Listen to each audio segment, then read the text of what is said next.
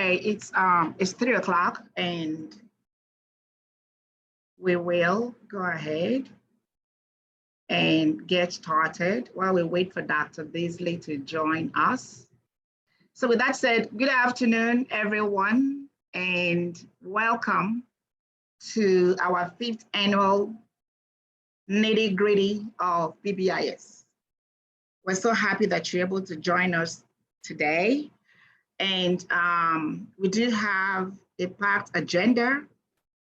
So we will go ahead and get into the agenda while we wait for our wonderful superintendent, Dr. Moses Beasley, to join us and to provide opening remarks. So with that said, Dr. Flowers, can you share? Can you begin to share the PowerPoint?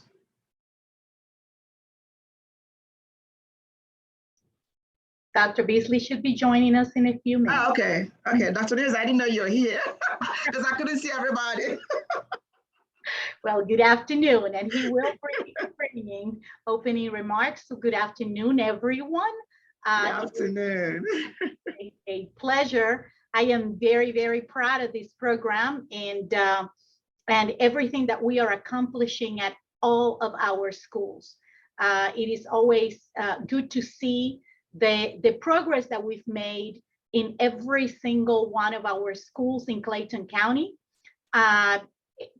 teaching and focusing on positive behavior and actually showing our students the expectations of those positive behaviors. So we see every time we look at the discipline data, every time we look at our data, we see that growth. We see that our discipline is improving each and every day, and the numbers show it. The numbers show it. So I know that you have a packed agenda. And you have a lot of participants already on the screen, Dr. Buna. That is very exciting. So you take it on. Thank you, everyone. Okay, thank you, Dr. Nunez. And as soon as Dr. Beasley joins us, we will stop so he can at least speak to his people. And with that said, thank you, Dr. Nunez. I'm sure all of you know who she is. I didn't get a chance to introduce you. I would have loved to do that because that is our wonderful Deputy Superintendent, Dr. Sandra Nunez, and he makes all these things happen for us. So without her, they will not be happening. So Dr. Nunez, thank you, but that is true, don't frown. Thank you so much, Dr. Nunez. Are you still gonna come back towards the end to say something else or? I will be here. Oh, wonderful. Okay, thank you. Thank you. So with that said, we can get into the agenda, and once Dr. Beasley joins us, we'll break for him to address his people. And so you can begin to share, Dr. Flowers.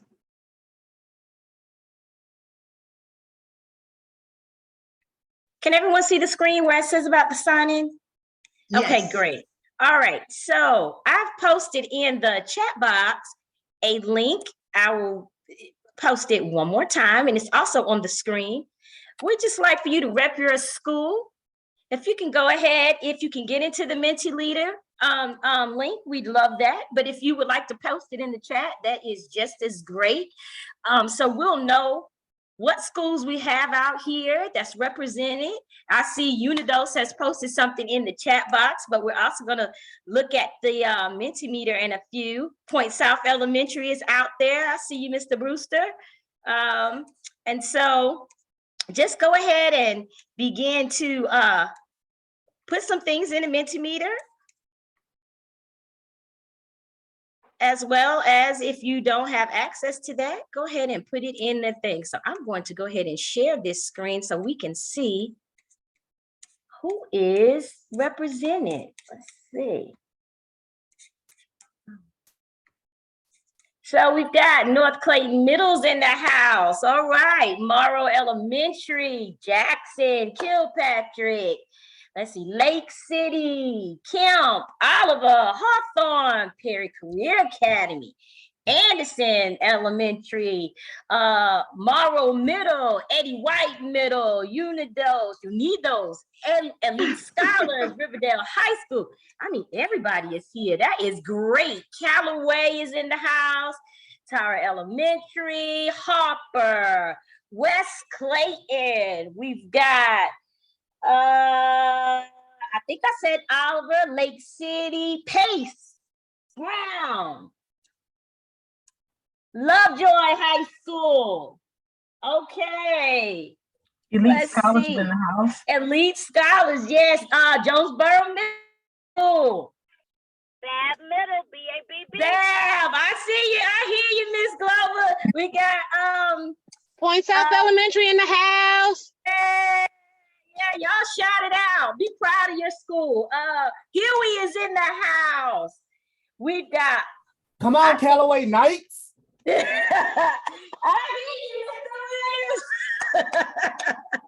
Callaway Knights is in the house. So yes, we are repping our schools well in Clayton County Public Schools. Continue to put those schools in there as you are logging in. We do appreciate each and every one of you for coming today to our 5th annual PBIS Nitty Gritty. So with that, Dr. E, do we want to go ahead and roll on and wait for Dr. Beasley? Just tell me what to do. Yeah, let's keep going with the agenda. Like I said, whenever he joins us, we'll stop everything we're doing. Okay. So he can speak to us. All right. So let's just keep going with the agenda. All right. So of course, this is our vision and mission of the Clayton County Public Schools. We know that our vision is to prepare all graduates to have the skills to pursue and accomplish college, post-secondary training, and on career opportunities in order to live and compete successfully in a global society. And our mission is always to empower our scholars to achieve academic, professional, and personal goals by providing equitable access and experiences that build skills in literacy, creativity, critical thinking, and collaboration. This is our wonderful Dr. Beasley. Yeah, come back to him. Okay. All right. All right, take it on, Dr. Powell. Okay. Good afternoon, everyone. It's good to be back with you again for the 5th annual Nitty Gritty. And Dr. Abuna may speak to this in her closing remarks, so I won't steal all of her thunder, but I want to just give you a little history about the Nitty Gritty and the insight and foresight that Dr. Abuna had in creating this with me. I'm going to stop you right there because you brought the initiative. I only supported that, Dr. Powell. Okay. I know. I appreciate that, Dr. Abuna. But Dr. Abuna, when I brought about this to her, and I explained to her that the Nitty Gritty had to be for coaches and school administrators to not only give them the kudos that they deserve, but also to give them some more oomph at the end of the year so that they could continue to pursue all the good work that you all have been doing. And with that said, we decided on some just general norms about how to be responsible and respectful and to be engaged. And you can read that for yourselves. And I just want to just say thank you all for hanging in there. Clayton County has become one of the leaders in PBIS across the state. You all should be proud of that. And we know that more things are about to happen as we venture into not only the TIPS training, the team initiated problem solving, but some of the other things that you all have been doing for years ahead of the other districts. So we're excited about that. And so with that, we're going to get right in to the meat of what we're about, which is the function of the coach's role as they support the PBIS teams. Okay. Dr. Powell, it's always great. Powell, it's always great to see Dr. you. Nunez. Good to see you. Dr. Ebuna, Dr. Beasley has joined us. Okay. So we are going to welcome Dr. Beasley and have him say a few remarks to this wonderful group of people on in this meeting. Dr. Beasley, the floor is yours. Thank you, Dr. Nunez. Thank you, Dr. Abuna. Hello, Dr. Powell. Good to see you. I'm glad I heard you say that Clayton County is leading the state in our PBIS work. All of our schools are implementing PBIS. So let's just give the team, all these individual leaders here, a great round of applause. And we have the data that would suggest that it's working for our schools.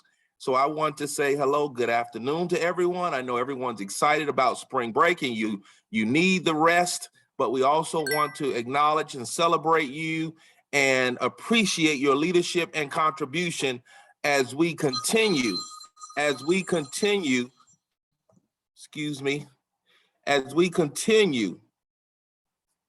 to improve in every area, support our students, and see the data affirm that we're doing the right work, and we are doing the right work.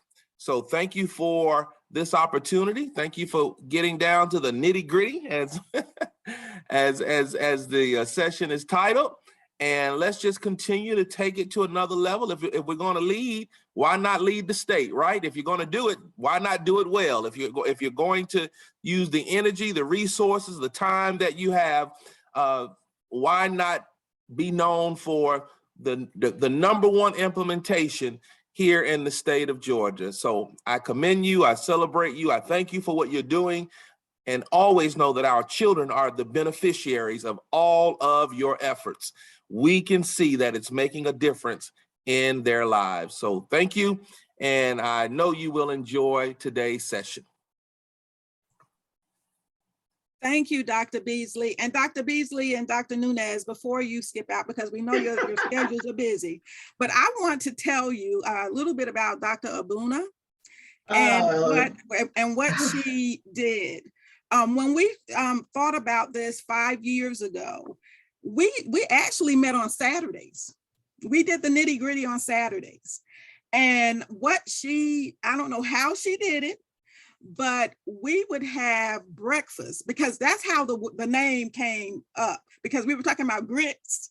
And so that's how the nitty gritty came up. It was a breakfast training that we would have on Saturdays for your PBIS leaders in the school, your administrators, and your coaches. And those that have been around this long, they probably remember those Saturdays. And I mean, Chick-fil-A did it up for us, you know? So it was great. But I just wanted you to know the great leadership that you have with Dr. Abuna, and how she has not allowed us to forget about the nitty gritty, because we knew that we needed to come together and really get down to the nuts and bolts, so that you all can even have more distinguished schools on that list. So I just wanted to, give kudos to Dr. Abuna and let you know that, she has led this effort. Well, most relentlessly. Most deserving. She keeps us informed. Her leadership is appreciated, and thank you for highlighting that and sharing that with everyone, myself included, on this Zoom meet. So thank you for sharing that. Dr. Abuna, we appreciate your leadership. We know it's not been an easy implementation, but it's been a necessary, as you well know, a necessary implementation. And clearly the district is benefiting because of the work. So kudos. We commend you, we thank you, and to all the team that I see here, Keep doing great, phenomenal, awesome work. Thank you, Dr. Nunez. We'll pitch it back over to you all. Thank you, Dr. Beasley. None of this would have been possible without your leadership. We talk about you all the time. You're dynamic, you're charismatic, and that is why today we've made you our #1 caring adult in all our buildings. And beyond. So you are our cab. You carry us along with you. So wherever you go, we go. If we don't have that vision, we're not going to be able to make it. So you are our #1 caring adult in the building. And Dr. Nunez is our #2 caring adult cab in the entire building. If you guys are not there, there's nothing that we can do. So we thank you and we appreciate the vision and the caring support, above all things, the caring support that you provide. Thank you. Thank you, Dr. Nunez. Thank you, Dr. Dr. Abuna, you would be proud because at the senior tours, ask Dr. Beasley, he's my witness, that's the message that I'm carrying to That's right. all high schools. Thank you. That's the message that we're carrying to all our high schools about that caring adult in the building. That's right. Thank you. Thank you. Okay, so we will now get back into the agenda. Dr. Flowers, you can begin to share again. I think Dr. Powell was presenting. Okay. And by the way, Dr. Powell, thank you for that wonderful statement. I don't deserve it, Yes, but you do. said it, so thank you. Yes, you do. You have never allowed me not to do this. So you're relentless in it, but that's fine. Dr. Flowers, would you go back one slide so that everyone could read that statement about collaboration and how we need to have that in order to make PBIS work district-wide. We have to rely on each other and depend on each other. And with that, we always have two people in particular, the PBIS coach and the team leader, that generally we hear a lot from the coach, but we don't hear a lot from the team leader. And it's usually because their lines crossed. So on this next slide, you're going to see what those roles are when we are looking at a comparison of what the team coach does and what the team leader does. So let's take a look at it, and an in-depth look. Now, one of the things that I want us to consider, and Dr. Abuna, this is something for you to chew on a little bit. I'm probably making more work for myself, but that's okay. We hear a lot of things about what the team coach does, but we rarely ever see or hear about that team leader. We might need to do something for the team leader, have a nitty-gritty part 2 or something that speaks to what actually does that team leader, do? What is their role on the team? Now, there's one thing in particular that the team leader generally doesn't have an opportunity to do. And if your school does this, I would love for you in the chat box, say, my team leader does this. And this is to stand before your staff and talk about not only the data, but the activities and anything that your team has done on the school level. Generally, it is the coach who does this, but it should be the team leader. And this is one of the distinguished roles that a team leader does. And for years, it has been that coaches, and this is around the state, generally it has been the coaches who have been the communicator at the meetings, the communicator to the staff. But generally, this is the team lead role. Also, something that is distinguishable between these two roles is that the team leader is the one who sets the date for the agendas and the meeting. And what the team coach does along with the team leader is to talk about, the time that's going to be necessary to go over the data, or how much of the time during the meeting needs to be talking about ad hoc committees that need to be formed. And if that is the fact, then the team leader is the person that ensures that you have the number of people you need and that the work among the team is distributed equitably. And because a lot of times you'll have coaches that are doing everything. They're the data analyst, they're the coach, they're the behavior specialist, and they're also leading the meeting. Now, it's okay if that's all your role on the team, but generally speaking, we don't ask for coaches to become leaders as well, because that is a lot that needs to be done. So if you have any questions, by the way, if you want to ask something, please put it in the chat, because we are watching the chat as well. So basically, those are the differences between these. And as I said before, we have not done enough in working with the team leads so that we model how to oversee the activities that are developed by the team. And the activities are like any practices that are developed or any lesson plans that may be revamped. The team lead does that, okay? We can go on to the next slide. So I just told you some of the differences. So what are the responsibilities of the coach? One of the things I want you to really grasp is this, that the coach does not lead everything in the PBIS team meeting. The coach should not be the person that's also going around collecting the data, in the sense that they're going into classrooms and taking real data down. But the coach's primary responsibility is to be that liaison to your district coaches. So your district coach, they should be talking to that first person that's their support or technical assistance person, and then the second, and then the next. And you all have a unique way of doing this because you have a lot of support on the district level. So the coaches should be able to get help fairly quickly. You all are unique in the sense that you have some external coaches and you have some external behavior folks who you can lean upon. We can't say that around the state. So you all are leaders in that aspect.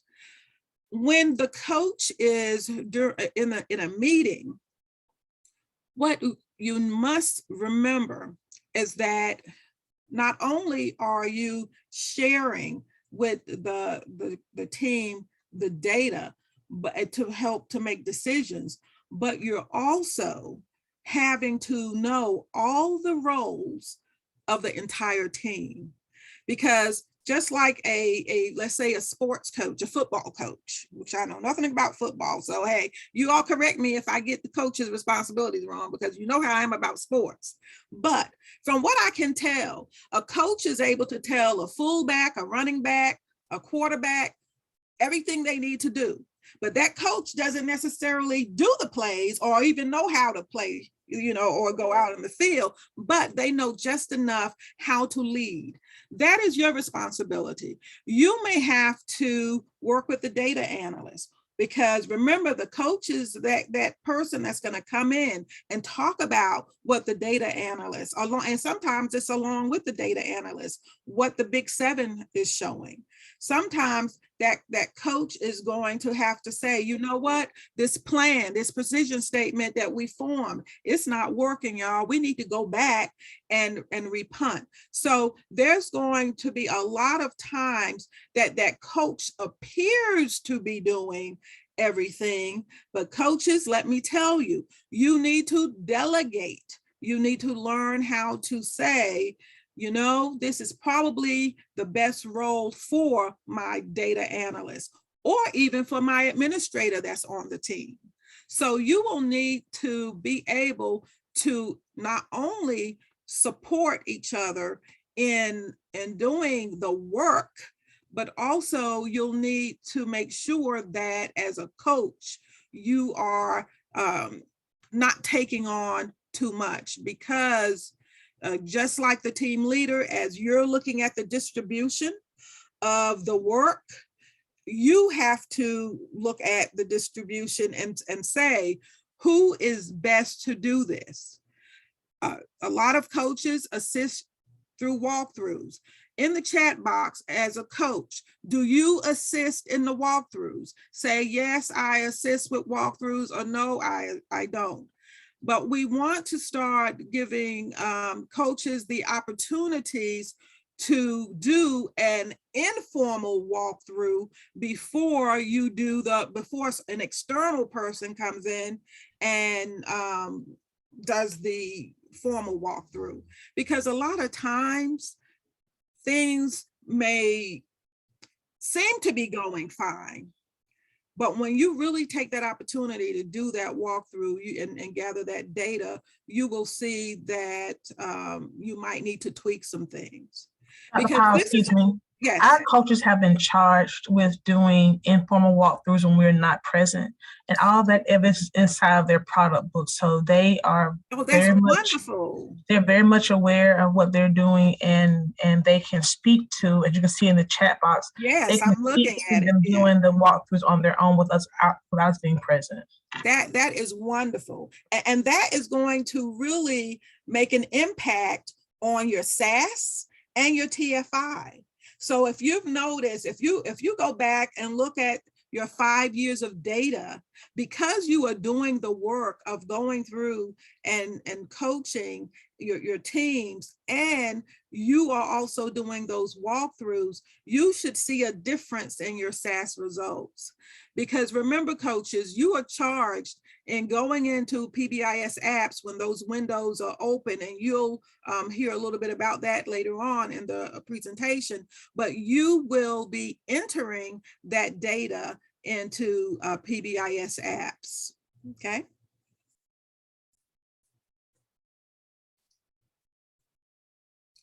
So I basically said all of this already about assisting in the data and everything.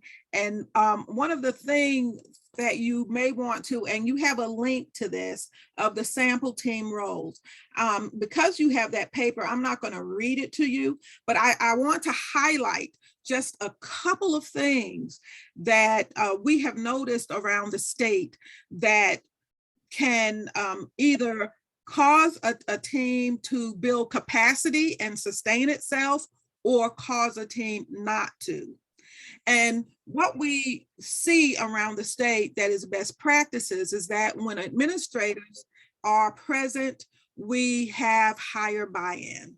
And you all have proven that by the work that you all have done. I don't know if Dr. Flowers has shared with the coaches, but you all, especially the high schools, because you are doing such a great job at the high school level, that we have had some districts wanting to come visit.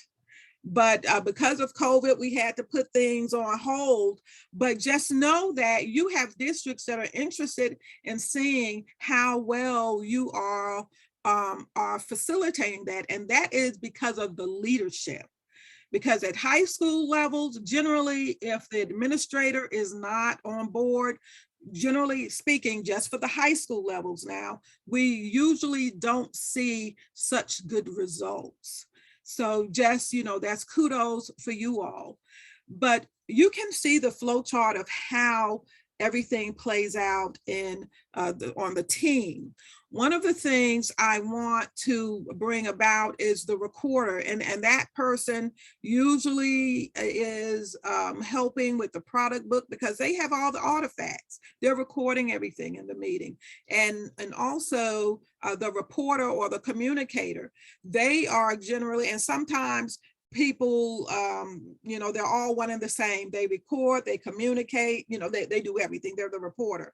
And what they do along with the team leader is to communicate back to their school teams. They communicate with the community, which is part of your annual evaluation, which so far the state hasn't really held feet to the fire with that. And that's the annual evaluation where you are actually going out into the community, doing newsletters and what have you. But see, Clayton County already does that. You all already have a website dedicated to this department. Other districts, when you look on their website, they don't have that. So you all are leading the way in so much of this. Also, the data analyst, who's very, very key to the work. Generally speaking, and when I talk about problem solving in a minute, you'll see the role of the data analyst, the things that the data analyst must do before the meeting and during the meeting. When you're looking at the data, that is a time for the data analyst to speak and not the coach. A lot of districts don't even have data analysts on their teams. You know, they just, whoever wants to talk about the data, talk about the data. So, but it's good, it's best practices to have a person who is dedicated to talk with the data analyst. But you as a coach, you have to work side by side with that person so that you know the data. You're able to coach the team on how to implement that problem solving process. So all of those things will work together. As that first slide said, you know, it's a collaboration. So, as I mentioned before, you may not be doing all of the roles of the team, but you need to know who the others on the team are and what they're supposed to be doing so that when they bring you that information, you're able to coach it through the meetings. The other thing about the data analyst, which is going to be key, if you have not had an opportunity to sit down with that person and understand the big 7 data, and I know your behavior interventionist, I know that they generally go over that data with the teams and the school, but it's important that you know that data intimately as well. And then, of course, you have that behavior specialist, and that is generally a special ed teacher or someone who understands behavior and how functions of behaviors work. And this is not your behavior interventionist, that's an external person, but I'm talking about someone that's specifically on your team. That in a nutshell is the core team. But basically, every person in your building is part of the team. Everyone is part of the team. So when Mr. Feldman with the DOE and I just happened maybe to come through and do a walkthrough, everybody's fair game for us to ask questions and to interview about PBIS in the building. So it's important that you share with your whole staff the things that you will be doing in your PBIS team and your meetings. Okay. So I talked about a little bit about the data problem solving. This particular piece will go generally to your data analyst, but it's important for you to understand this process and what your data analyst is going to be bringing to you if they haven't already, or your behavior interventionist. And we already know what insanity is. Well, problem solving is the same thing. When you are looking at trying to figure out what's going on, but yet you're looking at this same thing the same way. It's a paradigm shift. We have to think differently about how we have been solving problems and now and how we've been solving them in the past. Many schools have learned the hard way that we can't look at oh, this is the problem and this is the solution, because we're missing some integral parts that are in between those two. So let's talk about, and let's look at just a graphic, a snapshot of what it looks like. And then I'm going to go through these steps with you. But let me first talk to you a little bit about the steps in the problem solving process. There are 4 formal steps in the problem solving process. However, in between those steps, there are things that you're going to have to do. And a lot of times districts don't go through these, they step over them. And then they wonder why. Well, why is the kids are still doing this? Well, it's that quote on that slide, because you're trying to solve problems, the same way you've been solving them. And the way they've been created is still going on. So we have to look at that. Thank you, Dr. Flowers. So we have to look at that. We can't continue to look at these problems the same way. So when we're looking at them, we have to first identify what the problem is, not who. Now notice that's a what and not a who. And a lot of times, the first thing that comes out of someone else's, someone's mouth is, oh, it's the students are doing, let's look at that. Because we have to determine, what the problem is. We have to determine, is it a system problem? Because we're looking at universals. When we're looking at tier 2 and tier 3, we may look at a who, but right now we're looking at what is the problem? And this is going to happen prior to you going into your monthly team meeting. You're going to look at, with the data analyst, okay, what is the data saying? What is this Big 7 saying? Oh, it's saying we've got a problem with disruption or defiance. Oh, this is what it's saying. So then we're going to look at, okay, well, why is this happening? Then we're going to look at locations. We're going to look, the last thing, or the next to the last thing we're going to look at is the who. Because when we start really drilling down, we may have thought, oh, this data is saying the 6th graders are doing it. But then when we start drilling down, we may find out, no, it's not actually the 6th graders that are doing this. Yes, the 6th graders have their problems, but what the main problem that we're looking at, it's not the 6th graders at all. It's the 7th graders. And that's why you have to really analyze all of your data. You have to drill it down. You have to look at, well, how many days of the week is this happening? When is it happening? What, is it happening in certain locations? That's the drill down piece of that your behavior interventionists, they're trained to do this. They can really work with you and help you drill this down. So don't be afraid to ask them to help you drill this data down. Then once you do all of that problem solving and looking for solutions all through that, and you're looking at not only the Big 7 data, but you're looking at teacher observations, you're looking at not only that, you're looking at the motivation, which is going to bring you to what's called the precision statement.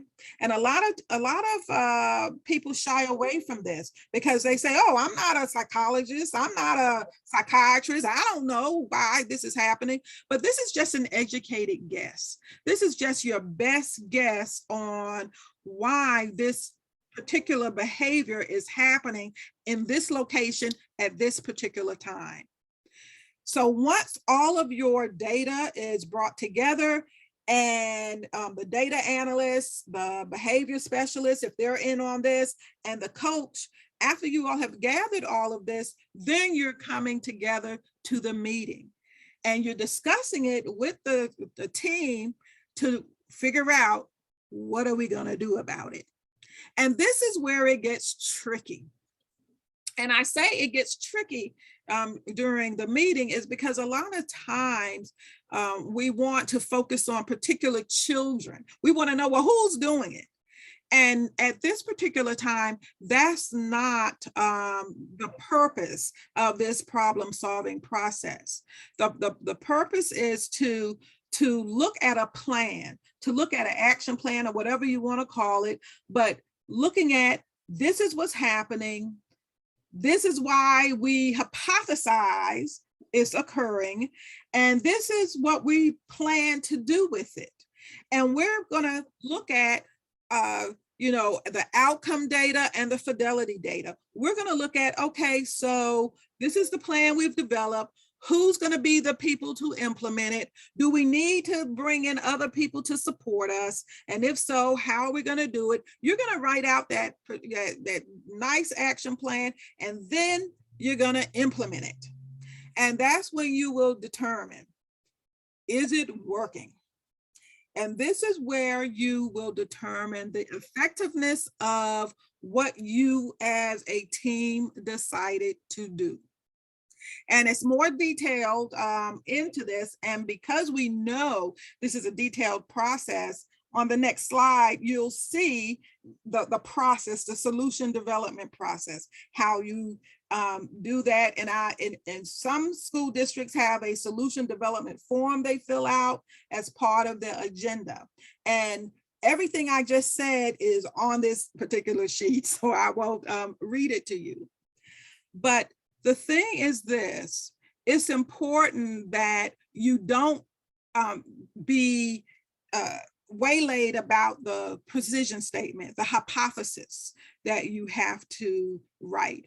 Or some people just say, they call it a detailed analysis, but a hypothesis is just a best guess of why a particular behavior is occurring.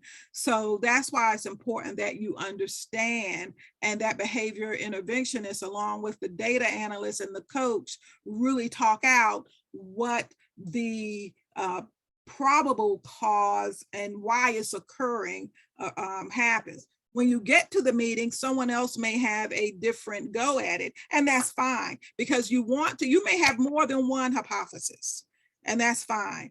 And you will just work one at a time, because the first one may not be it. But generally speaking, the first ones that teams, if they're looking at the data, really digging down, is usually the reason why behaviors are occurring, okay? And those are just the last couple of steps. And that step number 5, as I said before, don't worry about hitting it on the head. It's your educated best guess, okay? So we talked a little bit about the coach and the walkthroughs. And I want to tell you this. There are different ways walkthroughs are implemented. Some school districts only want the school climate specialists along with the coaches to do it. Some just want the school climate specialists and the Georgia Department of Education doing it. Mr. Feldman and I don't agree with that particular way. We like the way Clayton County does it. So we're always bragging about Clayton County when we're in our state and regional meetings. And we talk about the fact that Clayton County has a tiered approach in how they handle walkthroughs, because they know their schools. Because Tony and I can come in and it's all great, because we're just there for a minute. But we know that the external coaches, you all live it and breathe it. And I'm talking about your BIS, your behavior interventionists. So they support you with the walkthrough. We do suggest, though, that for the elementary schools, you all have a walkthrough that is tweaked just a little bit. And the reason why we tweaked it just a little bit is because we know that in elementary schools, there are different indicators that occur with smaller children. So you will see the difference between the elementary and the middle and high schools. It's a very, very, minute, but we just wanted you to know that there is a different walkthrough that you can use, or you can use the universal walkthrough that is on the DOE's website. And I think that has like a yes or no that you answer. Dr. But Powell, excuse me. yes. We also, there's a link there that Dr. Powell can click for you. We Okay. do the walkthrough electronically. We use the job form that the state has provided, and that is the form that we use this year for all of our schools. Oh, that's wonderful, wonderful. Oops.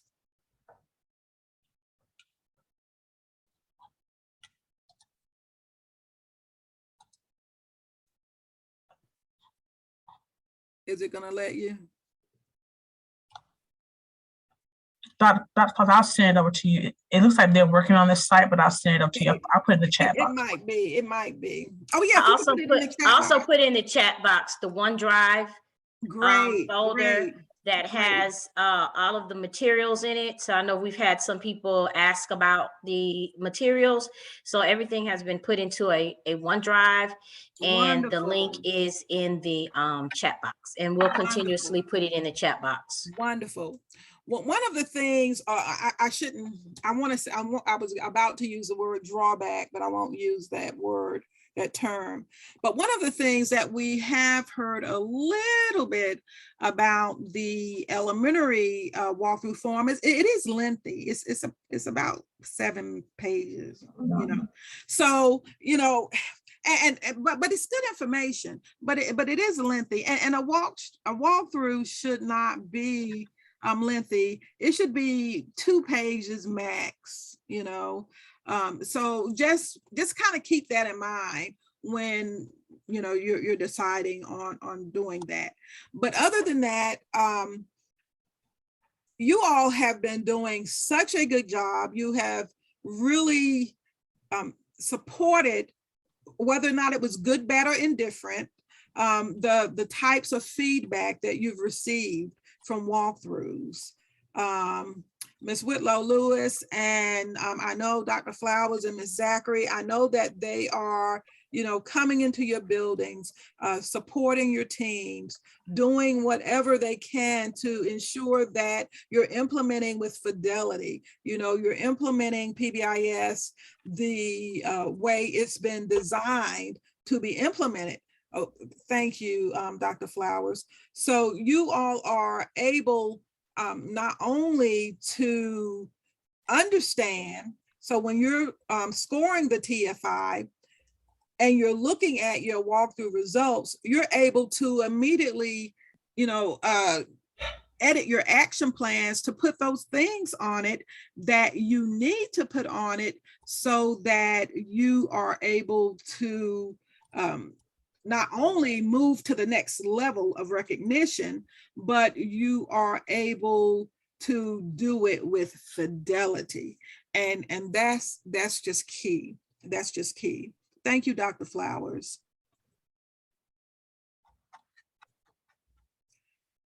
And also just a little bit about these tools that I've been talking about. You've heard about the product book, and you all have that in live binder, and I believe we're going to have an opportunity to see one of your schools. But I just want to just tell you, these evaluation tools, they're just they're in the sense of helping you to stay abreast of what you need to do. And we have a calendar for you. You know about the SAS, the self-assessment. We've talked about the walkthrough. We've talked about, you know, the scoring of those 15 elements on the TFI. So what you want to make sure of is that when you are going through the TFI, now remember, you are supporting or guiding the team through the scoring of this. Many people are scoring the TFI differently around the state. Some are doing it by consensus. Some are doing it by putting 1 or 2 or 0 up to score. And then some are just going round robin and talking about what should be scored. But just be sure to read the rubric on how to score it And if in doubt, when I say, if we're ever in doubt whether or not it's a 1 or 2, I always suggest go to the lower score, because you can always stand for improvement. So scoring that is not, you know, a big deal in the sense of, don't be afraid to give yourself a 1 or a 0 if necessary. But all of you are doing a great job in that. And then, as I said, you have the live binder that you use with your product books. So you all are doing those 4 things, because these are the things that the DOE will look for and ask you about when you are coming through with uploading information into the portal for your end of year reports. Okay. This is the calendar that I mentioned. We're in April and May, and so you see those things that are required for becoming distinguished, operational, installing, and emerging. You see those things. Some of your schools will need to score the TFI 1 and 2. If you need support in doing that, please reach out to your district office staff on completing that, because we would like you to upload both of those scores at the same time. So just be mindful.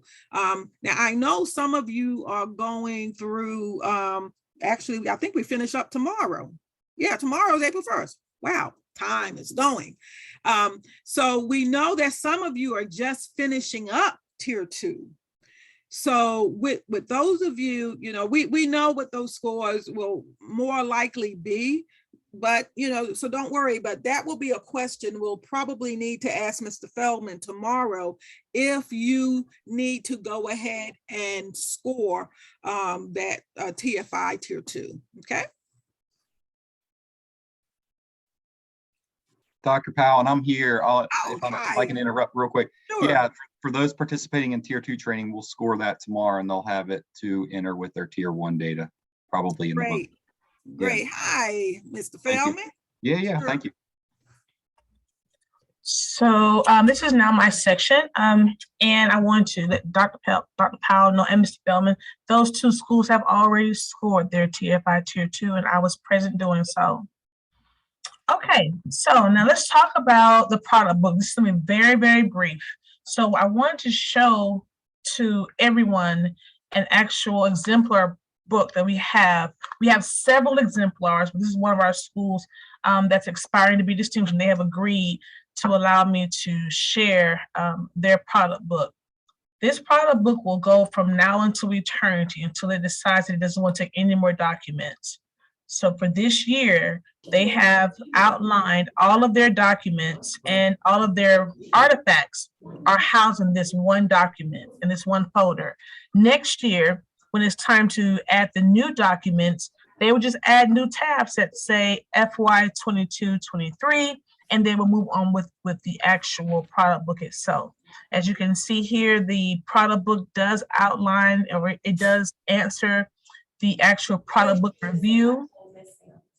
Can we mute that person, please? Thank you. This actually outlines and goes with the product book review that we gave out at the end of the year, that tells each school what should be in the product book, where we should house it, your meetings, your agenda, your current action plan. They have several copies of the actual revisions to their action plan throughout the year. They have their matrix in here, and they have pictures. Because remember, Mr. Feldman and Dr. Powell, they don't know you. The State Department, they don't know you. So when you put your product book together, everything that speaks to your brand, everything that speaks to your framework, images, videos, all of that should be there. Dr. Flowers, if you would click where it says, I think it was expectations and the rules in the matrix. In that section of the product book, they have their school video from the versus battle. There they have their virtual learning expectations. All of that can be uploaded into your product book, so that the State Department can see just who's doing the work. And we commend each and every one of you for the time you have put into it. So now our team leaders know, and the recorder knows that, hey, this is something you can take off of your coach to assist them with making sure that certain things get put in place.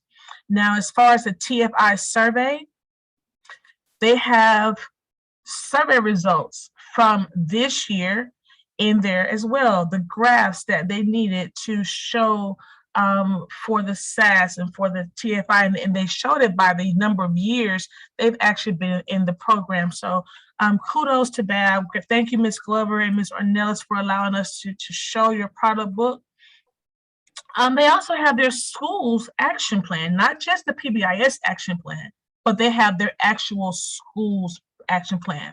So Dr. Flowers, you go back to the actual presentation for me and click that link at the top corner right there. This presentation everyone will have. So please remember that this particular document is the one that we gave everyone to outline what should go in your product book. We took the items that were suggested, and based upon all the external coaches' input, we decided these are things that we could actually use to show evidence and artifacts for each section of the product book for Tier 1 processes and procedures. As you move on and you're ready to move to the next level of distinguish, we will issue out that outline and that review of what you can add under those tabs to show your artifacts. Excellent. Thanks, Dr. Flowers. I think we're ready to go on to recognition levels now. So if you all remember, on last Friday, I sent out an email outlining the recognition levels. Not only was it an email, it was an actual video that I put together. My voice is kind of raspy, but it was there, showing you what to look for, how to read your recognition levels document, and just how the team should proceed as far as completing your TFI survey.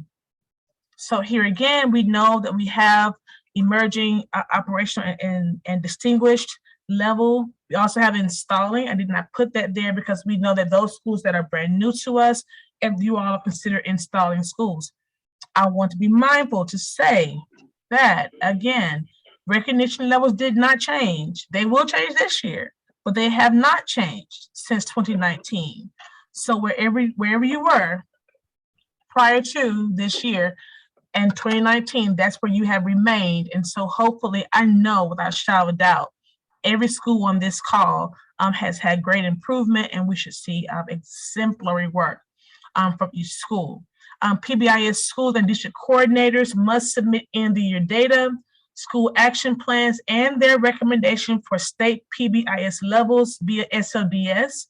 The school end of the year is June 10th, and the districts is June 29th. Dr. Abuna will talk about that in the next couple of slides down for the administrators. Here's a list of all of our schools and where we are. If this is your first year in PBIS, know that you are an installing school. I want to make sure that every school, cohorts 1, 2, and 3, you knew exactly where you were so that you can start planning your migration to the next level effectively. We've had lots of calls about where are we, Ms. Whitlow, Ms. Lewis, where are we, Dr. Flowers? And so we decided, hey, let's just put this together so you all will know exactly where you are. So here are our outcome data measures. Again, this is something that we've seen more than once, so I don't want to spend any time on it because we know exactly what we are looking for. Have this conversation. If you don't know how to identify your ODRs and the number, get with your administrator. They should be able to help you find the report, pull the report, and we've also in our hub, we have an ODR calculator in the hub that you can definitely use, plot those numbers in, and it will tell you exactly where you should be at this time. Okay, you didn't see Hopper. Hopper is an installing school. Remember, any school that just started this year is considered installing. The schools on the list prior were schools that were there prior to this year.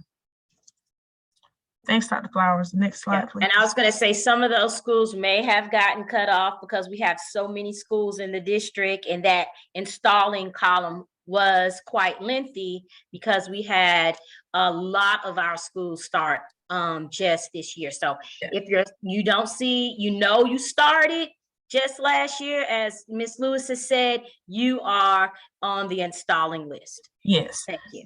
Okay. Excellent. And so don't forget, we've already issued this out as well. Wherever you are, TFIs, they're starting, the window is open. It is going to be open now to April the 18th. We understand that April the 4th was spring break. And so we extended it out some time. Please, we have asked that all schools invite your external coach to your meeting to help facilitate that meeting. If you cannot reach your external coach, please send the email to me or Dr. Flowers, and one of us will be present in your meeting.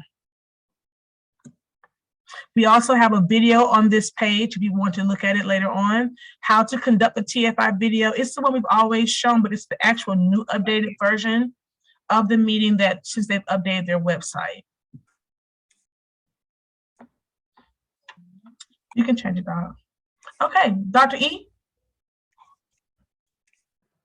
Okay, thank you. Thank you, Ms. Whitler. Thank you, team. Okay, this is about our end of year reporting. The slide, the link on there is just to let, I know we had like a few changes with our APs that are over PBIS as well as the coaches. So the link on there is just for you to go ahead, try out and make sure that you have access to SLDS. If you get into the SLDS platform, I'm going to try to share my screen after. If you get into the SLDS platform through our Infinite Campus, then you will see PBIS as one of the tabs at the very top. So please try that out to make sure that you have access. The admin over PBIS as well as the PBIS coach, because either one of you will be responsible for uploading your data at least before June 10th, on or before June 10th, to make sure that we have everything in place. I know some of our teachers that are PBIS coaches will get to leave end of the month. So it's really very important, and the state will not open up this platform until June. So it's really important that if the PBIS coach is a teacher, that you hand over everything that is needed to your AP so that your AP can go in after you've gone for your wonderful summer vacation, so that the AP can actually get into this platform and upload your information, which for the most part will include your, like Ms. Whitler talked about, those 4 outcome data, your action plan. Okay, those are the things that you need to upload on there as well, your updated district action plan. So I will, yes, okay, that's it right there. Wonderful. Yeah, so please check this out. Click on that, see if you can access. Who's sharing? Me. Okay, okay, wonderful. Yeah, thank you, Dr. Flowers. So yeah, please, AP and coaches, please check this out as we speak and make sure that you have access to your school in SLDS. So just click like, this is for 2020, 2021. Like I said, the state has not opened up the platform for 2021, 2022. So when that opens up, a few things may or may not change for the most part, but this is what it's gonna look like. For example, let's open up Anderson Elementary School at the top. So if you're from Anderson, then you're gonna open up, click on your school, and then I believe the state will pull your TFI scores and SAS scores from the platform. So typically, I think they pull that for you. That is why it's important for you to make sure that your TFI is completed by April 18th. So everything is there and waiting for the state to access as needed. And then you can see, look at your data, your tier 1 data, going back down to the other 4 outcomes that we talked about, which is your ISS, OSS, ODR. The expectation is that your ISS, OSS, and ODR would have continued to decline or remain the same. And if there is any increase, it shouldn't be more than 15%. And what they will be comparing the current school year and 3 years back. So 3 years back should put us at 2018, 2019. So they will compare your data in 2018, 2019 to your current data. Once you don't have more than 15% increase, then you should be fine. But when you do, you have to be able to provide explanation as to why that is so.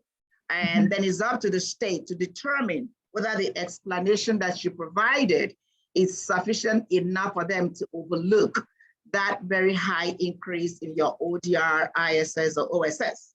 So the PBIS coach or admin, when you get into this platform, at the end of the day, you're going to be able to make a recommendation based on the criteria that you're supposed to meet. Like we know, the criteria that is really critical are those top 4, your tier 1 ODR, your ISS, OSS, and ODR. The other, the last 2, which has to do with the corporate punishment, as well as being listed on the persistently dangerous schools, we're good on both counts. Because in Kenny County Public Schools, we don't do any of that. So none of our schools are on the persistently dangerous school list. So we're good. So it's just the top 4 criteria that you should be worried about.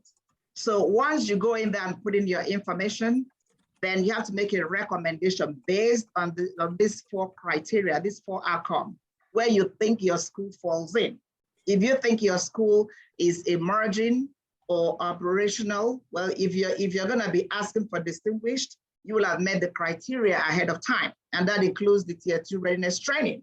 So if you do not do that this year, and you've not done that in the past, like our current distinguished schools, they've already done that in the past. So they didn't have to do it again, except those that wanted a refresher. But the schools that actually did it this year, those ones are vying for the distinguished level. So if you didn't do the tier 2 readiness this year, then we're not looking at that for you. Well, say, for example, your recommendation is operational, go ahead and put it in there. Then I will review that, looking at the 4 outcome criteria. There is no magic about that. The data will speak for themselves. So based on the data that you have, I will either support your recommendation or say something else, but it has to be based clearly on your data. Okay, so the critical thing to do is to make sure that the AP and the coach, that both of you have access to this PBIS platform. And if you don't, please click on that link provided by Ms. Whitlow and complete that. And we will make sure that you're given access. Okay, any questions, you can put that in the chat box. But if not, yes, I will yield to Ms. Whitlow. Oh, I'm done, it's Dr. Flowers now. Okay, Dr. Flowers. All right. So I'm just going to, yes, in the chat box, just to confirm what Dr. Abuna says, Mr. Feldman did confirm that the DOE will pull the TFI and SAS from the PBIS assessments, and that we do need to upload our action plan and include the date of our most recent walkthrough, which goes right into this next slide. So just remember, our coaches, that all SAS self-assessment survey data and our tiered fidelity inventory, TFI scores must be in PBIS assessments. Remember, PBISapps.org. So once we complete our TFI, because this has happened before and it's an honest mistake, we say, oh, we're finished, we've done it as a team. But if that coach or the team leader or the designee does not go into the platform and actually submit it, it is like you did not do the assessment. So please make sure, and there's only certain people that have access into PBIS apps, okay? And this must be done by, in bold, May 13th, 2022. Again, we don't want to call you on your summer break, but Ms. Lewis and Dr. E and myself, we will be here to call you if we have to.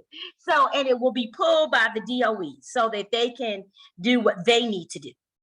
Remember, as we just said as well, that your updated action plan, okay? So that we know that in Clayton County, we are consistently updating our action plan, right? When we're having our meetings, that is an expectation that we're looking at our action plan, we're reviewing the action plan, and we're making our tweaks and our updates and our amendments and all, just like we would do when I was a teacher to a lesson plan, right? So we're constantly reviewing our plans, and that needs to be submitted in SLDS by June 10th. So again, it's very as we've just said, and Dr. E's just gone over that, because you will not be able to submit things if you do not have access. So please make sure that if you do not, that you access that link that has been put in the chat box, and we'll make sure that we post it again so that if you need access, that you can have access. So it must be submitted by June 10th, 2022. If you know you're a person that does not work up until June 10th, then you need to make sure that it is submitted earlier, or that the person who is going to be working then has the ability to do so. Again, we also want to keep our product book updated. We know that is where we keep all our artifacts, we keep our evidence that shows who we are as a district and as a school, and all of the accomplishments and the things that we've really done to implement PBIS with fidelity. Key word, right? So we're all about fidelity in here. We don't want to be known as a school that's just doing stuff, right? But we do it with fidelity. And our product books, of course, when we walk into our buildings, we feel that PBIS energy in the building, but we also want to have data to support what we do. And so we know we have started this about 2 years, going to our 3rd year, maybe, with our virtual live binders. As soon as COVID hit, we knew that we needed to continue to do excellent work, and that it was very hard for us to do the paper copies and everything. So the live binder will update your product book, and please have it updated, completed by May 16th. Okay, and the external coaches, make sure that Ms. Lewis, your external coaches, has the access key. If you can remember when we showed the exemplary binder from BAB, when I first opened it, it asked for an access key. So if we don't have that access key, then we are not able to get into your binder.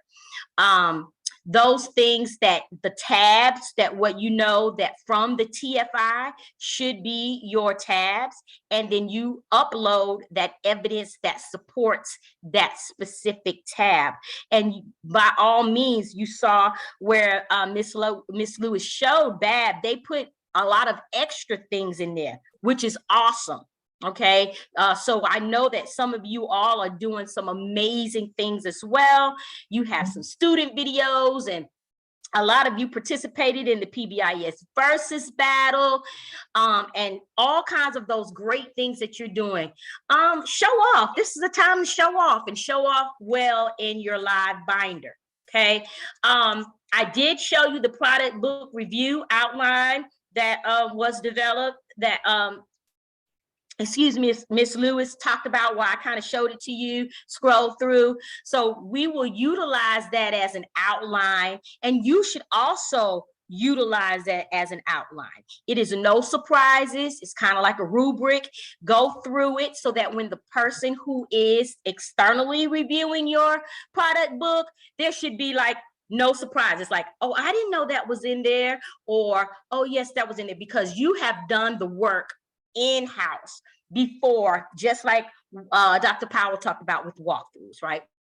In-house work first. Now, this is for all you wonderful administrators that's out there today that has joined us as well. Make sure that you input the latest TFI and input the latest walkthrough date in SLDS. So again, everything goes back to making sure we have access to that platform. Please don't wait to the last minute. We know that you will have a plethora of things to do at the end, right? Absolutely. And after spring break with testing, we know that you have a lot on your plate, and we know that, and we respect that. So that's why we're giving you this early. So please make sure that you reach out. If you go ahead and try it out today or tomorrow.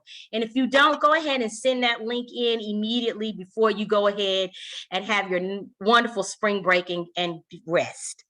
Actually, sorry, Dr. Flowers. And as a matter of fact, you can try it on right now.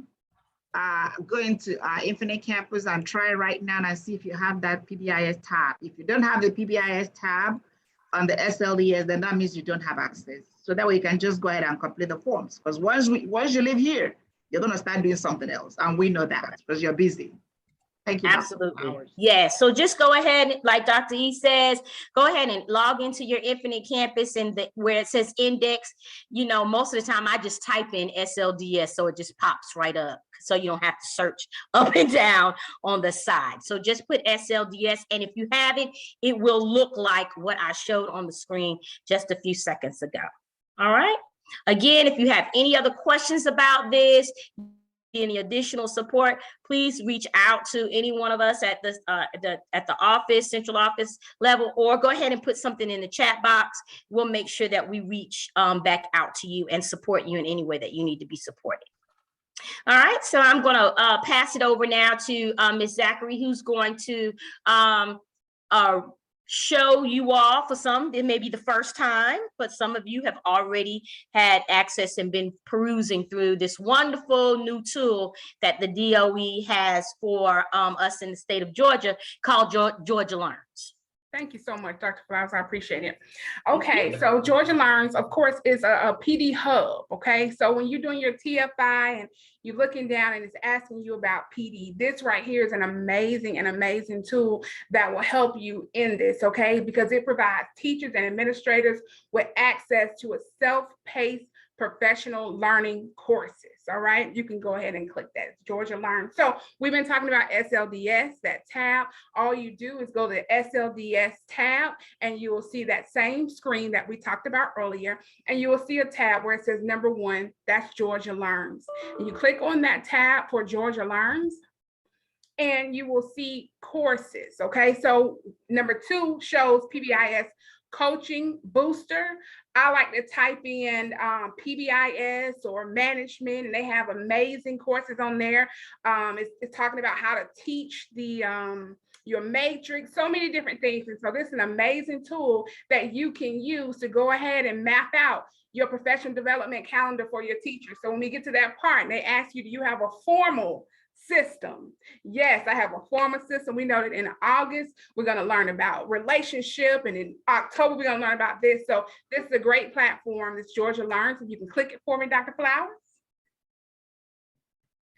So once you click on your course, you'll see a course overview, or whatever that course may be. And it's great videos, 4 or 5 minutes long. So you look at that course overview, you click it, make sure it is something that you are looking for. Yes, we need this, we can use this in our school. And so once you've looked at that course overview, you just click next. You go through all those modules, okay? And then of course they have a great assessment, because we don't know if you learned, you know, if we don't assess that learning, right? So once you've done that, you get an amazing badge. And guess what? There's something you can upload and say, hey, here is our evidence that we are doing professional development. So something that you can add to your notebook, your binder, and you will have amazing, I keep saying amazing, that's my word for the day. You will have wonderful PD right at your fingertips. Okay, it's great stuff. So I know you all went through the course, those 7 modules, and I know I've been getting feedback that it was great. This here is the same thing. Great PD at your fingertips, self-paced.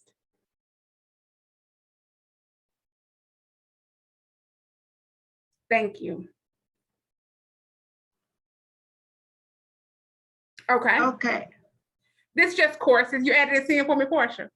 This just courses. These are some of the courses. And so we talked about I did that. I'm sorry, Ms. Zachary. I would just added that so you could see actually how it would look and what they can actually look No, at. I sent her some pictures of some great classes that I want her to add to it. So Oh, this is okay, her, okay. see, great minds think alike. And so here is the classroom support module you can do, and the self-assessment PBIS matrix, great courses.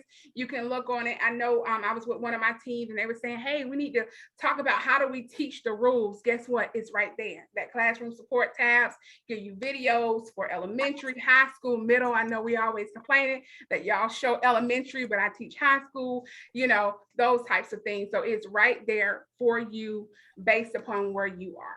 Thank you so much, Dr. Flowers. You want to enter? You want to go in one? It's up to you. I was just showing them since did Dr. Nunez come back in? Well, that because we're pretty much. Yes, listen, we get out early, let's do it. Yeah, so I was just showing them real quickly what you were showing. Okay, so and how you can get the badges. Yes. So here's the one she clicked on, the universal classroom supports. Go down, let's look at some of these modules, Dr. Flowers. So of course you have the introduction, okay? And so then you talk about relationships. If you click on relationship, you don't have to, because I don't know if it'll let you go to 2 without doing 1. It's 30 minutes, but it's several, okay, good. It's several modules that go in with that, okay? So it talks about building relationships. Hey, our team in October, we're gonna talk about building relationships. You know, you may see the video and then you go through and make sure you observe your people building these relationships using that form that was given to us by Georgia DOE to use. And we can see, hey, are we building relationships? Let's do this. And you come back to your team and do that drill down data and all of that. So here are some of the videos. Like I said, they're not that long. So it's several of them. The first one's just 4 minutes and 35 seconds. So that's that. Thank you so much, Dr. Flowers. I appreciate you. And like I said, PD at your fingertips. Great resource. Thank you.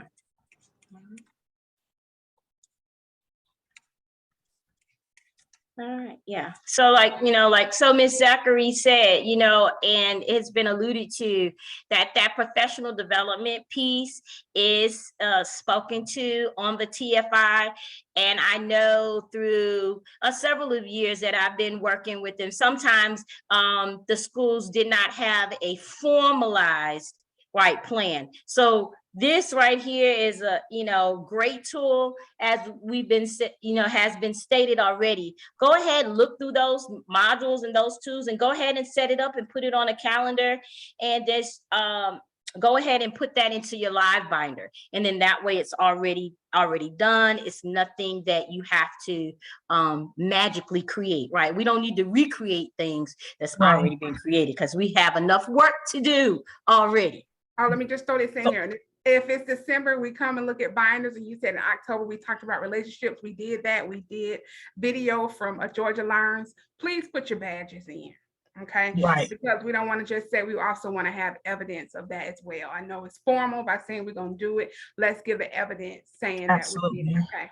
Thanks. So under the TFI, section 1.7 of your TFI, it does speak about the professional development.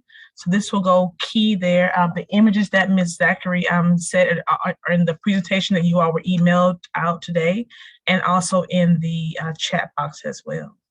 So other than that, we're at the end. Dr. Nunez? Yeah, Dr. Nunez had to jump off to another meeting. That was why she came in early, to make sure at least that she gets a chance to introduce Dr. Beasley and also to welcome you all and to acknowledge the great work that you all are doing. It would not have been possible without you all at the school level. You are right there in the trenches and you're doing such an awesome job. Do we have a long way to go? Yes, because we're all about perfection. But are we on the right track? Yes, we are. So we just want to commend you at the school level for all that you do, and also to re-emphasize that we're here to support you. Besides your external coaches, there are other people here. I'm here, Dr. Flowers is here, Ms. Whitlow is here, your behavior intervention specialists are here as well. They're also on this call. And yes, ma'am. I'm sorry to interrupt. I know some people. You're fine. You're fine. So the good thing about Georgia Learns, you have autonomy. So you can tell, if you want everybody in your school to watch it, that's fine. You want to come together as a staff to watch the videos. Of course, if you're coming together as a staff and you're teaching about it, everybody don't need a badge. Okay, so that's fine. You just have evidence that you all did it. That, maybe you want to give the teachers the assessment at least. Maybe you can print that out and give that to them, maybe do 1 or 2, but you have autonomy to do that. I'm not expecting badges from everybody in the school, but definitely it'd be great if, if the coach and a leader and maybe even an administrator if possible can produce that badge. That'll be fine with me. Thank you. Thank you, Ms. Zachary. Thank you for that. I think we need to be clear as far as what we want them to do. Thank you for that. So also with that said, the school team, we appreciate you. Thank you so much. If you need any additional support, please let us know. But the critical dates, let me just repeat them again because they're really very critical. The TFI window is open from March 4th up until after spring break. But like Ms. Whitler emphasized, please get it done before spring break. Because once you come back, you're gonna be inundated with testing. We know that for sure. That's why we made sure that we put that in before you break for your spring break. And also the end of year product book review that is scheduled from from April 1st to April 29th. And then from May 16th to May 20. Walk through for aspiring schools only. That is optional, but hey, do it, please. We always encourage you to do stuff, to know where you are and to know things that you can improve on, okay? Like PBI is an ongoing process. It is not a one-time event. And also very important as well, like we talked about your end of year report. So please try and get in there before the 10th of June. It's gonna open up in June to put in your information, okay, between the PBIS coach and then the admin. And then we at the district level can go in and be able to do our piece. Because 65 schools is no longer when we're like 30 schools. Now we're 65.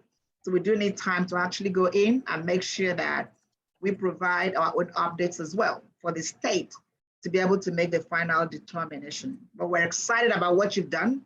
So we have no concerns that you will come out exactly where you want to come out. Okay, so with that said, I just want to remind you as well of the grant opportunities that we shared with you between yesterday and today. One is for the high schools, then the other one is for the middle schools and the elementary schools. Please go ahead and apply. 5,000 is not a lot, but is a lot. It can actually help you with your PBIS activities at your school. So please go ahead and apply. And like we're saying before spring break, or right after spring break. I know spring break, what is between us and spring break is just tomorrow, but please go ahead and apply so you can use that money to scale up your PBI's implementation. And with that said, I think that's all I have, but with the link for the SLDS, please go ahead. We're kind of finishing early, which is wonderful.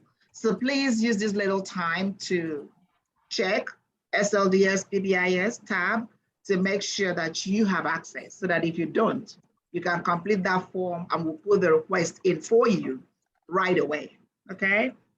So, we have 16 schools that have acknowledged they need access. Oh, wonderful. We're gonna get it addressed today, I promise you that, okay? So with that said, I also wanna say thank you to our behavior intervention specialists. You guys are always on time and ready to assist and support your schools. Thank you so much. Thank you, Ms. Whitlow, for all that you do.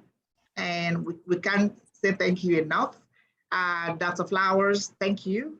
You guys go over and beyond to make sure that our schools have what they need. And the last but not the least, where is Dr. Powell? Where is she hiding? Dr. Powell, I want to say thank you. Right here. Okay, I want to say thank you again for always being there. You can stop sharing now so that I can get to see everybody's face as much as I can. Thank you. Yes, thank you, Ms. Whitlow. Dr. Flowers. So Dr. Powell, I want to say thank you so much. You've always been there for us from day one, even when we had no clue what PBIS is. You were there to kind of hold my hand and guide me. So I really want to say thank you for that. Well, I appreciate that, Dr. Abuna. And I want you to know that,